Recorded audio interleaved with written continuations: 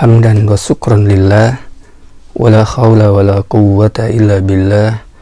Ashhadu an la ilaha illallah wahdahu la syarikalah, wa ashhadu anna Muhammadan abduhu wa rasuluhu allazi la nabiyya ba'dah.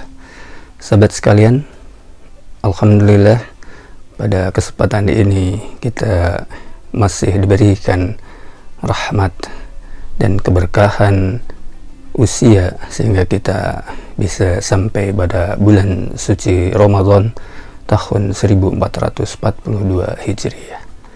Sahabat sekalian, pada kesempatan ini saya ingin menyampaikan materi yang berkaitan dengan manajemen nabawi. Sahabat sekalian, ikhwan fillah, sejarah menjadi pelajaran terbaik bagi kita yang mau berpikir. Allah pernah menyampaikan dalam surat Yusuf ayat 111. A'udzubillahi minasyaitonirrajim.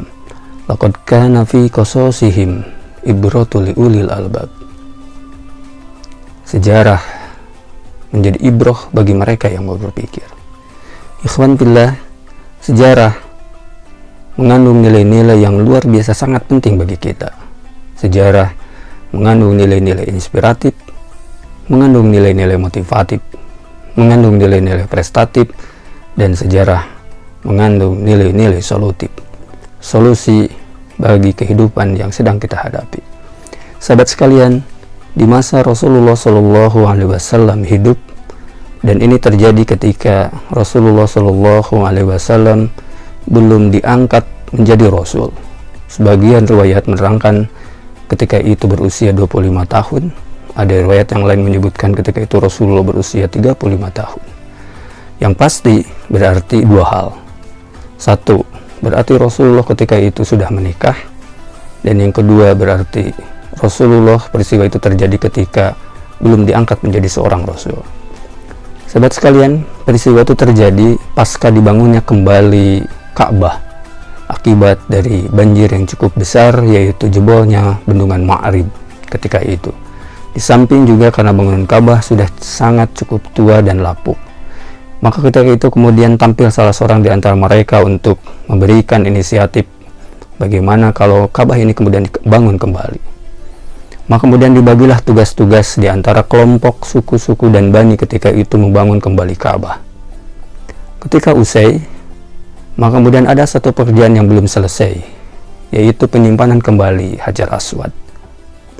Ketika itu kemudian terjadi apa yang disebut dengan sikap yang ada pada mereka, yaitu sikap ta'assub, sikap merasa bangga, sikap fanatisme kelompok, sikap fanatisme suku dan keturunan.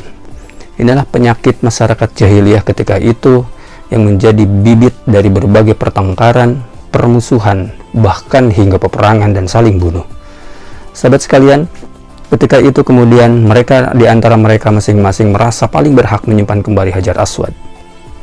Maka kemudian ketika itu sampai memakan waktu 5 hari 5 malam, mereka saling ngotot merasa paling berhak, sampai kemudian ada sebuah kelompok Bani Abdiddar dan Bani Adi yang kemudian melakukan apa yang disebut dengan jilatan darah. Dalam sejarah dicatat disebut dengan la'aqatud dam, yaitu mereka melakukan jilatan darah.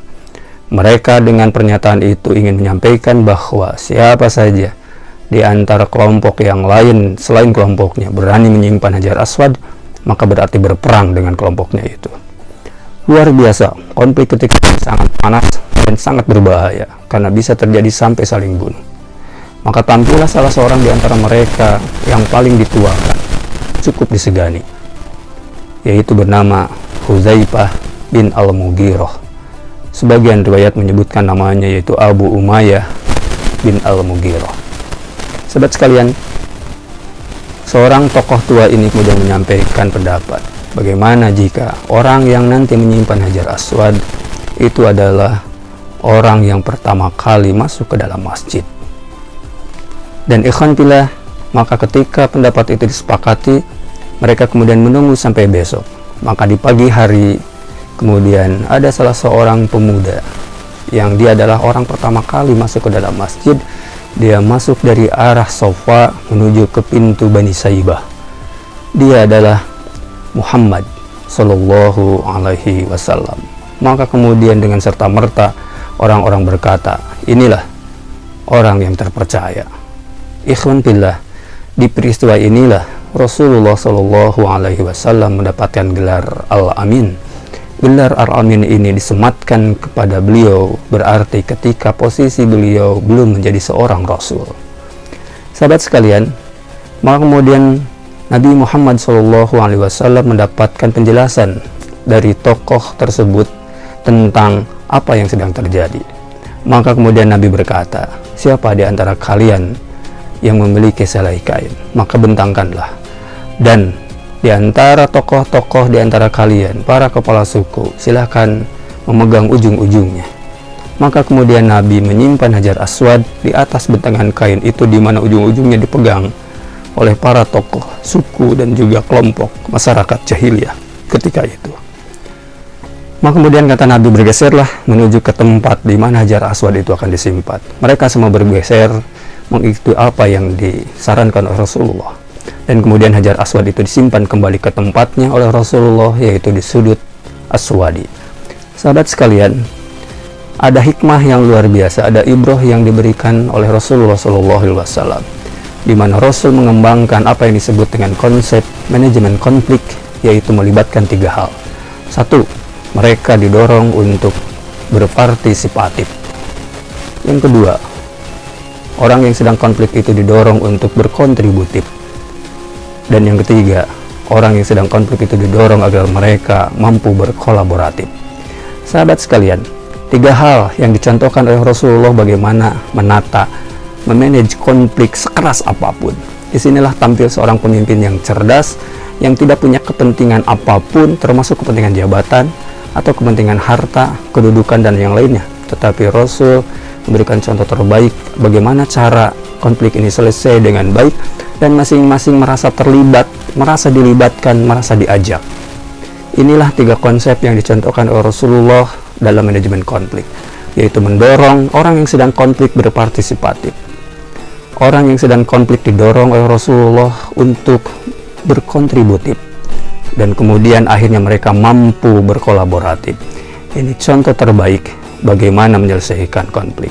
Tetapi ingat, ada satu hal yang perlu diperhatikan, yaitu di awal kisah di mana salah seorang dari tokoh mereka, yaitu Abu Umayyah bin Al-Mughirah berkata, siapa di antara mereka yang pertama kali masuk ke dalam masjid, itulah orang yang bisa dipercaya. Itu untuk menyelesaikan konflik itu. Maka syarat seorang pemimpin seperti Rasulullah adalah orang yang dia paling pertama masuk ke dalam masjid. Ikhwan fillah, maka masjid menjadi simbol bagi seorang pemimpin, di mana seorang pemimpin rajin, dia sangat dekat kehidupannya dengan masjid.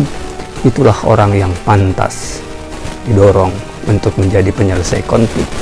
Maka begitu sulit bagi orang yang benci ke dalam masjid, benci kepada Islam, benci ke masjid, tidak pernah masuk ke dalam masjid untuk mampu menyelesaikan konflik.